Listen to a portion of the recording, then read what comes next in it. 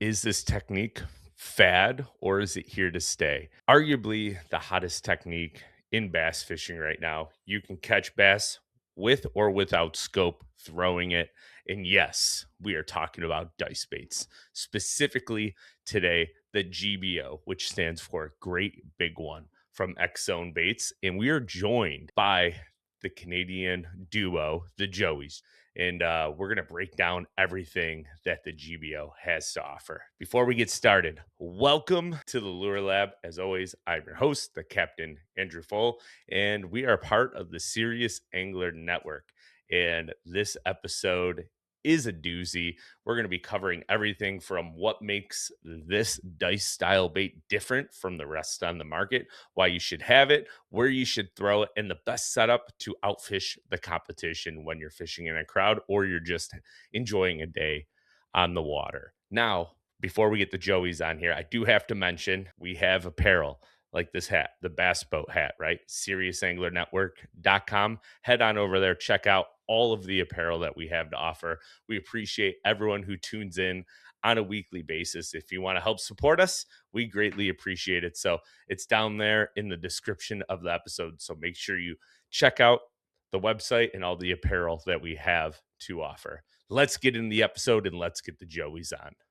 All right, boys. I feel like this is a long time coming. I got the Joeys on the lab today, and we're talking a little GBO, a bait that Joey T, you designed, or did you both kind of design?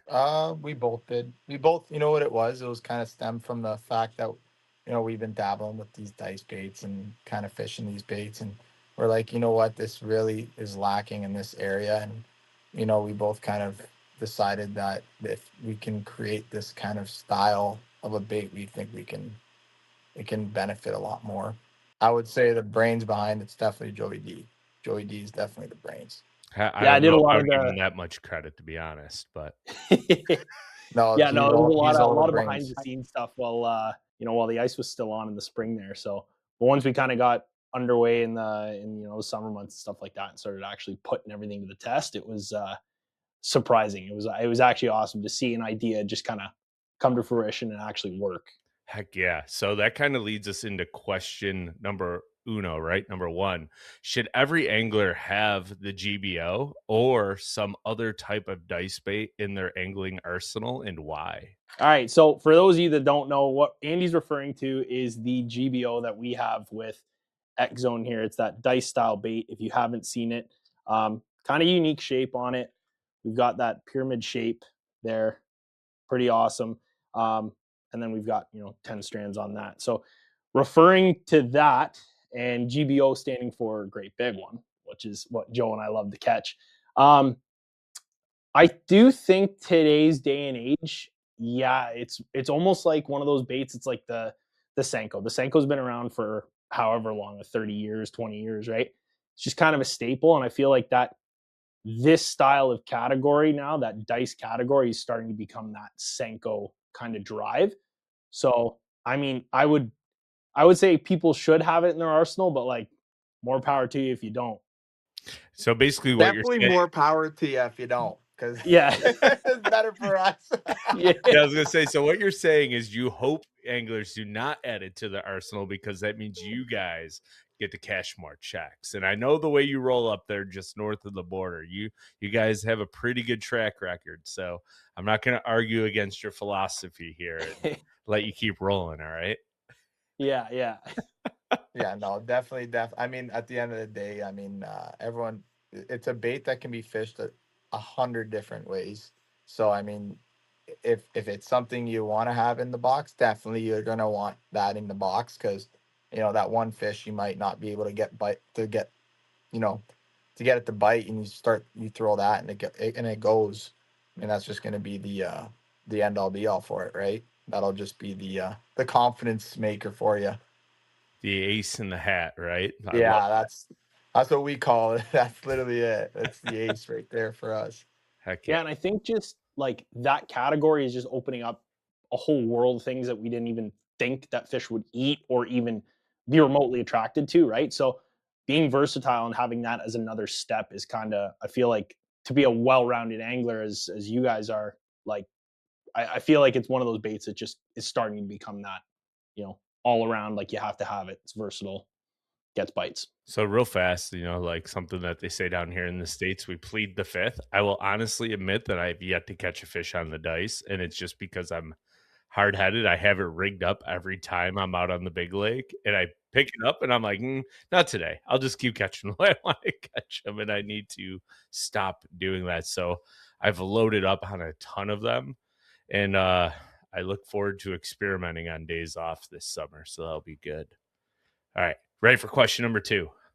Yeah, I Mhm. was actually going to say too. One of the things that you ought to hop on is this one because it was developed in and around your area, I'm aware. so you know it works.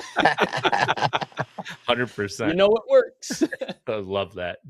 Question number 2, design concepts of the GBO, right? Like what makes it different than the other dice baits on the market? So we're like talking design of the bait. Cool. You want to take it or you want me? Uh, you can take it. Don't matter to me, buddy. Like at the end of the day, like to be honest with you, okay, I'll go. We had, I would say, I think it was what, three designs we were kind of dabbling with. Um, right? Was it? Seriously dabbling. There was, I think, Ser- 4 or 5. there's But 4 or yeah, 5, but seriously dabbling with three, like three that were like, all right, like this can be a reason to why we want to do this. And why this, because everyone's going to be like, oh, it's just a different shape. It's just a different thing. Right. And everyone's going to hop on that train where it's this, but we dabble with like three different styles. And the fact that we can get a bit more on this style of bait versus the others speak wonders. It just gives it a whole different action in the water.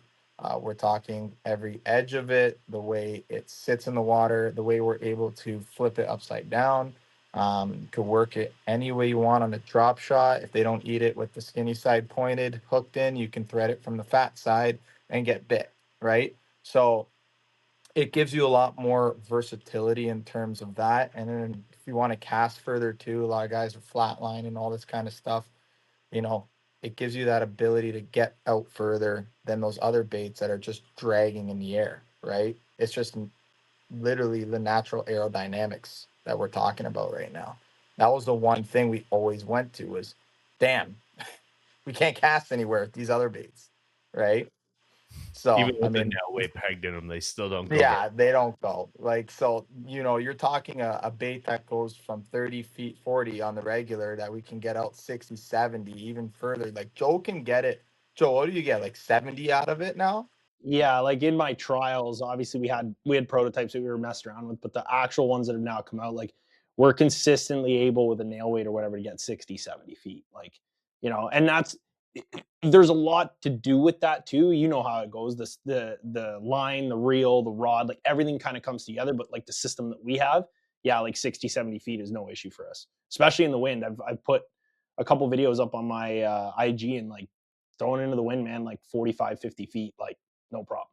I love that. Question number 3. And as we're talking about distance and being able to cast it, this one is the Omnia Juice of the Week. The Lure Lab is presented by Omnia. So, for someone that is looking to get into throwing dice or the GBO, what is the preferred rod, reel, and line setup to increase casting distance and hook up to land ratio? I would say Joe's like we both. So this is the funny thing I'm gonna say right now. We both fish it on different. Like we both use the same rods and reels. I use the Xsense Shimano Xsense reels. It's a difference, but he does get further than me when he does cast. And you can explain your setup, Joe, because that's probably the way to go. I would say if you did want to get maximum, I do like his way of rigging it is the way of doing it because I don't get as far as him comparatively. Now, who has longer arms? Let me ask that one. Yeah, I'm gangly, so No, I'm like the wacky I inflatable I tube guy. use it's mostly because I'm using 8 pound braid too, and he uses Yeah. 5 pound. It's a huge thing. Mm. Um, I think I just gave away his juice. I'm joking. It's fine. No, I, I I mean, knew I knew he used 5 pound braid, but Yeah, now yeah, everyone yeah. does. No, I use yeah, eight. yeah. So No, I mean, I've been swearing by that. Andy. Yeah. yeah, It for deeper water stuff, especially where we are. Like, I just kind of made that transition. Like, oh, I want to say 8 to 10 years ago at a minimum. And now like everything's rigged with at least a 5 pound or 5 pound equivalent diameter. That's huge for what we want to do. And that's kind of the thing. Like I run a 7.6 medium, run, Shimano Stellas or Shimano Twin Powers, and now the Shimano Vanquish, which will be unbelievable. I'm so excited for that. But the rigging honestly has a lot to do with it too.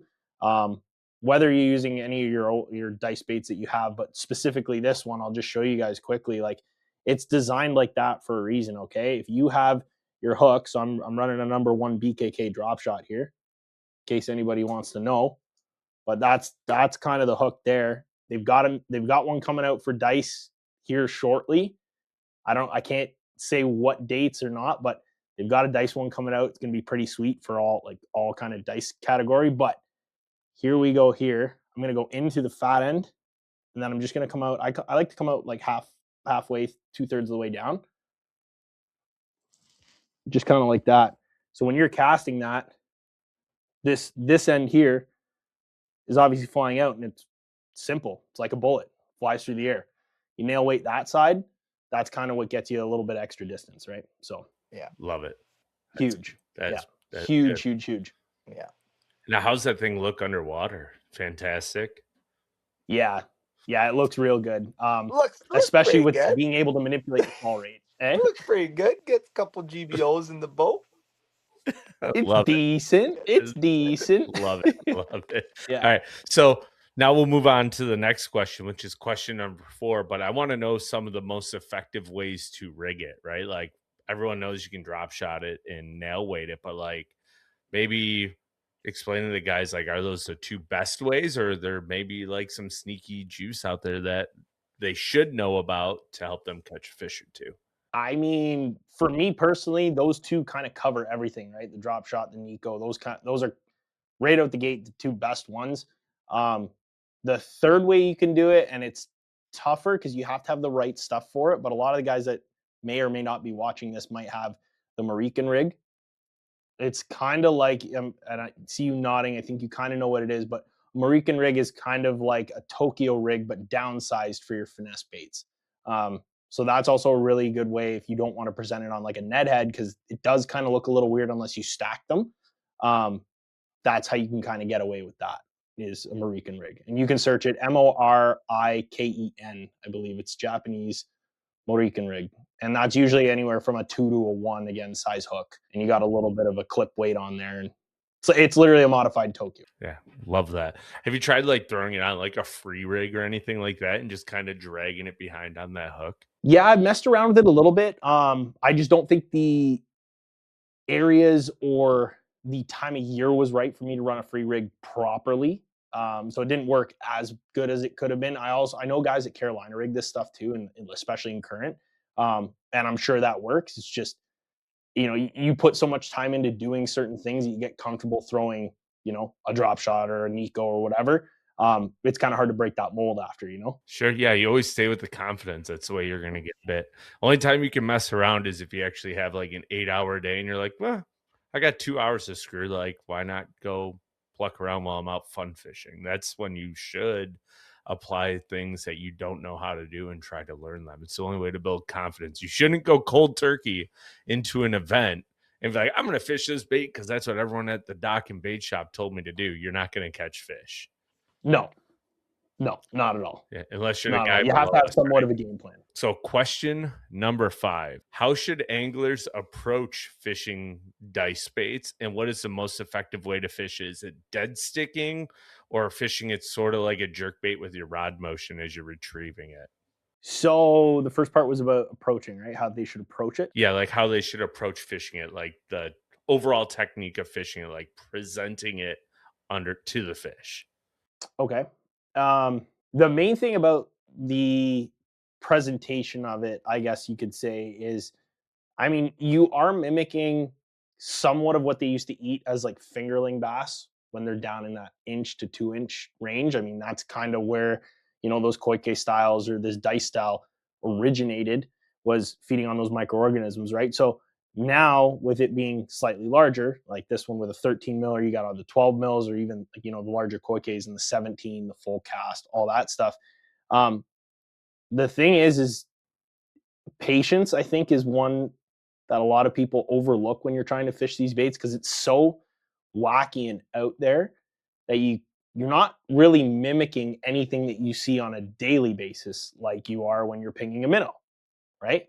So that's kind of where I would say, if it were my kind of thought process on it, just be patient with it. That's the be all and end all. So essentially, you're just saying slow down. The overall presentation of it doesn't matter as much as just kind of presenting it slowly to the fish that you're throwing at and trying to let them react and show you how they want to feed. Yeah, that's kind of it, because like we've had multiple scenarios across like all different parts of Canada and northern states where sometimes it'll just be like a really aggressive bite, and the other times it takes a long time for them to even see anything, right? That murkier water stuff. So when you get into situations like that, yeah, you obviously have to slow down, but yeah, let the fish tell you what to do. That's plain and simple. I think that's kind of the main tie between everything, is they got to tell us what to do, because at the end of the day, we have a preconceived notion which we think might work, and how many times have you gone out and that's never been the case? Facts. Fish. Gotta love the fish, right? Now, would you say like his answer, Joey, is like yours is the same? I asked as you're off, like, how should anglers approach fishing it? Was the most effective way to fish is like dead sticking it, or kind of fishing it in essence, kind of like a jerk bait and moving it fast? Yeah, so that actually is a great question, because I mean, we've over the years, I think we've changed styles, like changed the way we present the baits based on what the fish are telling us. I mean, we started off with them being super aggressive on it, and then they become kind of like they're getting used to it. So now you got to kind of move it a little different. And this is where like these patterns of the GBO kind of were into thought, where it's like that the way the design was, it can create a little bit more scurry in the water. It's pushing water off those front fat, like the thicker edge, right? It's not just a triangle with a flat face. It's got like little subtle things to it on why this bait does what it does in the water, and it triggers those bites. I mean, like, you know, Joe's put a, what was it? It was almost a 6 pounder in the Cooch Ching event. They're like key fish that these fish are seeing all these baits, the same baits that are, everyone's throwing. Everyone's saying, oh, they're all dice baits. Okay, well, why did we pull in after 15 boats were there and caught a 6 pounder, right? So it's these little things, you got to see what the fish wants. And definitely, changing up the action is huge. I mean, subtle, nothing much. We don't really do much. A lot of people see us like, we don't really move our baits much, but when we do, it's very subtle. We're not, we're not overly dramatic with our working of the baits. Take that last part out. Take that last part out. I'm gonna start the whole episode with take that last part out, right? So now Yeah, everybody take has that to listen. last part. All right, But I mean, they're like, we're very dramatic with how we work our baits, Yeah, and we yeah, like to really jig it a lot. yeah. yeah. Well, but I mean, like, you could tell somebody how to fish it, right? And Yeah, somebody is still going to fish it the way that Different, yeah. they perceive the way that you're talking about and the way they're confident Yes, in it. So, 100%. it's a and that confidence thing. and that can go for any type of fishing, right? Like you're taking a standard drop shot worm out there. I know guys that are dead stickers and hold there. I'm a shaker, right? Like if I'm not shaking a drop shot, I can't catch a fish. And Yeah, it That's bites me crazy. that's so much, crazy. but Yeah, I'm a big shaker. It drives people nuts and I get them to bite. no, man. Like so Nope, If I but shake it, I'm doing something wrong. that's it doesn't matter crazy. how That's it it right there. doesn't matter what people tell you on how to fish it. If you go out there and you try it and you're like, I'm never going to get bit doing this, you're never going to get bit. But Yeah, once you do, you're like, okay, now I know exactly how to do it. So it's yeah. take what these guys are saying and apply it to your fishing on how you want. But at the end of the day, it comes down to you to catch more fish, and you have to build your own personal confidence in it. And that, I think we'll leave it on that. Now, Well, then I guess you can just kind of leave that in. Then you can take all the part that I said to take it out and I just leave don't it in. think It's we all even good. need to be on the podcast, to be honest with you.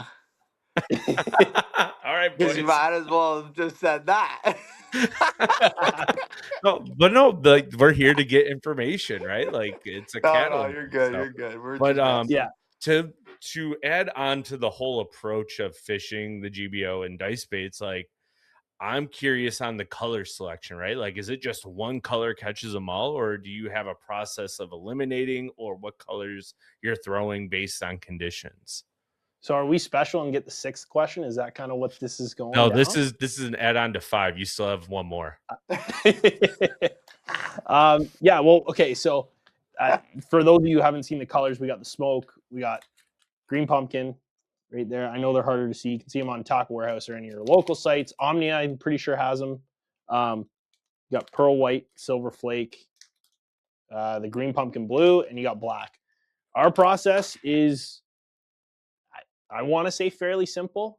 Like, I mean, we just start with our standard colors, right? Your green pumpkins, your blacks, and your smokes are like kind of like our staple, unless you're in really good smallmouth water like in Erie or Thousand Islands, and then it's white. And I'm sure everybody who fishes around us, at least Andy, white is a staple in the river, in Erie, in Lake O, and even some of your inland lakes. White is just kind of that trigger for smallmouth. So that's kind of what our basis is, right? It's just cycle through to find out which one they are, but we have our core two or three that we start with every time, and that's developed from practice. Yes, that's perfect. No, and that goes back to, right, like one bait could have 100 different colors for it, because how many baits out there have 100 different colors? And you could talk to 100 different anglers, and all 100 of them will probably tell you 3 different colors they like to throw. So it it doesn't matter, like, when it comes down to it, but, like, personally for me, like, if I go outside the realm of black, green, pumpkin, white, I'm not really catching them much, but that's because that's my confidence. Question number 6, and the final question for you boys is, this one's kind of fun. What modifications can anglers make, if any, to increase the amount of bites or get negative fish to commit? I'll let you take that one. Honestly, like it's so tough. That's You again know what? another great question. Dude, Modification wise, no way. you got some great, honestly, great questions. Like I've done a lot of talking on things and I've never kind of been stumped. But like I'm not really stumped. Like there is ways we do get those bites. I would say it goes to yes, the bait, but also I would say probably like boat position comparative to wind. And I would say also the gear we use. I'll be straight up with you. The gear we use gets a lot of the bites because we're able to get out to those fish. I mean, guys are casting at fish at 20 feet, 15 feet. Those fish, they see you. I mean, they hear your trolling motor. You're I hear the constantly ping, moving ping, it. ping, ping, ping, ping. They hear the Yeah, pinging. You're right. Like they're pressured. These fish, they're not stupid. They get big for a reason. Um, I would say the gear is a huge thing. I mean, we're running 7'6", like I said, like what Joey said, mediums. They're the NRX plus G Loomis, 902s. I throw an Xsense 2500, and Joey's throwing Twin Power or Stella, right? We got that match. I got it with 8 pound. He's got 5 pound. We also have the ability to go down to that 6 pound leader. A lot of guys are throwing, their 8, they're 10, they're 12 because they're nervous or whatever. But we're going simply off of like steelheading 101, right? Longer rod, great taper, light line, light baits, get them out further away from the boat, and we're just triggering those bites more. Guys don't really take in these little things. I mean, that's kind of a lot of the juice. That's a lot of juice I just said, dude. yeah, that, Dude, yeah, that's a lot. That's a lot.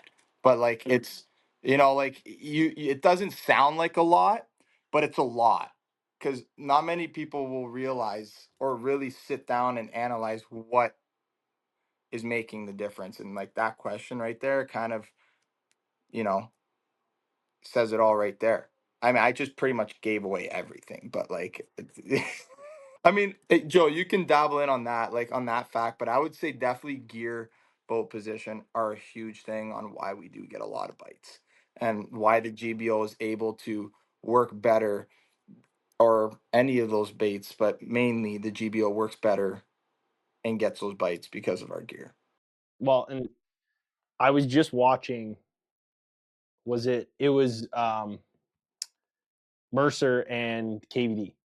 Sure you watched that one. Uh he was saying a whole thing, the whole system, from his boat, his motor, his Tage Marine foot pedal, his graphs, his rods, his reels, anything that he touched or had a hand in designing was a part of his system and worked for him. So it made him better.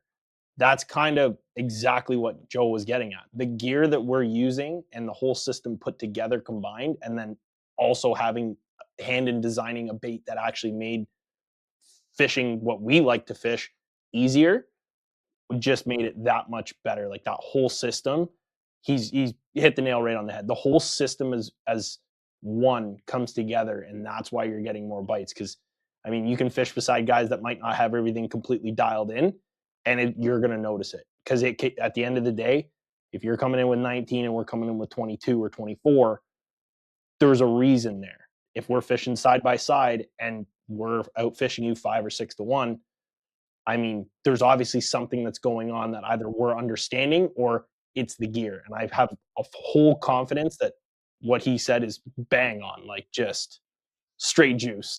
Like, it's straight juice. Like, honestly, that's all it is. Like, you got St. Lawrence. People think we've been fishing the St. Lawrence for years. Like, and I'm talking like they think like I'm only 28 years old. People think I'm 45. I mean, Joel, I don't know how Joel is. He's probably like 42 now, but I mean, like people think we've been on this body of water for 20 years. I think we've fished it a total amount of days, maybe 30 days in the last 5 years. I I bet you it's less than that. Maybe less, I maybe bet you it's less than less. that. And we have a Canadian record on the body of water with 32.02 pounds and a 61.88 2-day limit, right? Like the to make it into this picture where it's like, oh, these guys are just on the water all the time there, that's why they're whatever. No, it's the fact that when we see a 6.5 pounder, everything is dialed to get that fish in the boat, to get that fish to trigger to the bite, to get that fish hooked up, confidence in that hook set, confidence in the fight, and then just confidence in your partner to net that fish and get in the boat. It all comes into a play, right?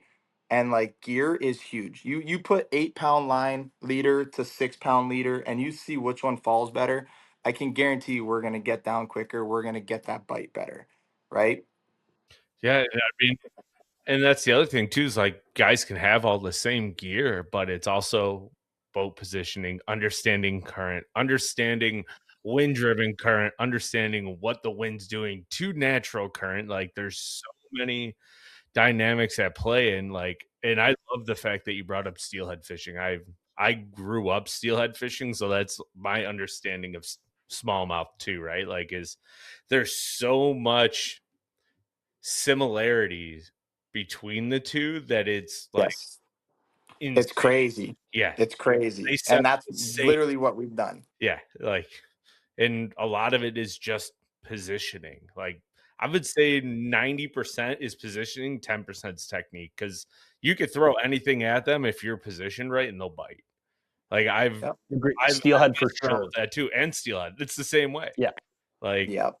And if in the fact that you do that, like you steal it, you know that when we're telling you this, it's like a guy can go steelheading. You can give him every gear in the world. You can give him $1,000 rod. You can give him $1,000 reel. You can give him all this boots and whatever lures you want. But you can go side by side with him with $100 rod and $100 reel, and I guarantee you'll probably outfish him, and you'd be hang up, fishing the baby. same pool, It's funny, right? like, we're gonna get way off topic here for 1 second, then we're end it, but I got so bored with, like, bobber and float fishing because it became so rudimentary and beginner-esque to me, and it's not Yeah. that I'm some snob, I started spay fishing because I wanted something hard, and I'll tell you what, Nice. They're the first time you get a steelhead to grab on a 4-inch fly, it's like a 6-pounder smallmouth eating a spinnerbait at Mach 2. Yeah. They just rip the That's rod out of your nuts. hand. But you That's get so one sick. fish a week, right? Like you can go 5 Yeah. days and you get one, but you're like, oh my, and then you catch them in areas like in swings that you're like, oh, I would have missed that in other ways. So it's just opened my Yeah. eyes to more things. This is the only reason why I did it, is because I wanted to become a more technical savvy fisherman. So Respect to you for going for spay too, because spay is not easy, That's tough. and that's actually crazy too, because that whole positioning thing plays into that and fly fishing even more, because you're having to position your line even more so, yeah, right? Like, yeah, yeah, it happens in bass fishing where you got to have your line laying right if you're, working a frog or throwing a jerk bait or whatever. But like, especially in that stuff, man, like to have your line mending up creek and up river and then making sure that it's coming down, you know, at a 45 trust or a me, I 60 I and not still like, like understand it at like a 2% ratio, right? Like of the yeah, whole thing, because it's just insane. It's like the most simplistic way to fish, because you're like, oh, you're just throwing a fly out there and swinging it, but it's so much more technical than that. 100%. And it's not that I'm some elitist, it's just the fact that I wanted a challenge. And when I picked it up, I started looking at river systems like the Upper Niagara, completely different when I go smallmouth fishing now. And I'm like, oh, and I pull up, I'm like, I've never tried this. Let me check. And I'm like, oh, yeah, they're there. That's cool. That's So pretty sick, though. That's pretty yeah. sick. Yeah. So it's just understanding everything and being like in full autonomy of what's going on in your bait Yeah. selection, your rods, your reels, boat positioning. Everything needs to be fine tuned to be able to Yes. compete at a high level, let alone just catch giant fish. And you guys do an excellent job at all of that. So I want to give you a round of applause here as we're wrapping it up. Thanks, But buddy. yeah, like I Appreciate it. love watching your guys' stuff and seeing you guys compete and just catch them everywhere you go. It's Oh, really thanks, fun to man. watch from the outside. Appreciate it. No, appreciate that. Thank That's you. we appreciate it. We try our best. That's That's all we can do, right? all we can do. Are you doing any of the early season stuff? Probably not. I'm too busy guiding. Yeah. Yeah. So we'll Yeah. Because talk. they, I was gonna end it there, and then okay. we'll talk just offline real fast. Is that cool? Sounds good. And that's a wrap, everyone. Thanks for tuning into this week's episode here on the Lure Lab, talking the dice, right? The GBO from Xzone, joined by the Canadian Joeys. And we discussed everything from what makes the JBO different from other dice baits on the market, all the way to the setup to cast further and have more control over that super light bait. In these tools and intangibles are going to help you outfish the competition. So, if you enjoyed this episode, please subscribe. If you're watching on YouTube, drop a comment down below of possibly what your favorite dice bait is, or if this is something that you have yet to throw and you need to add into your arsenal. We want to hear it down there. If you're tuned in on your favorite podcast platform and you have yet to leave a review, please do so. It helps the Lure Lab be seen by more people who are looking to get into bass fishing or are interested or just simply want to learn more. But as always, thanks for tuning in to the Lure Lab, and we will catch you all next week.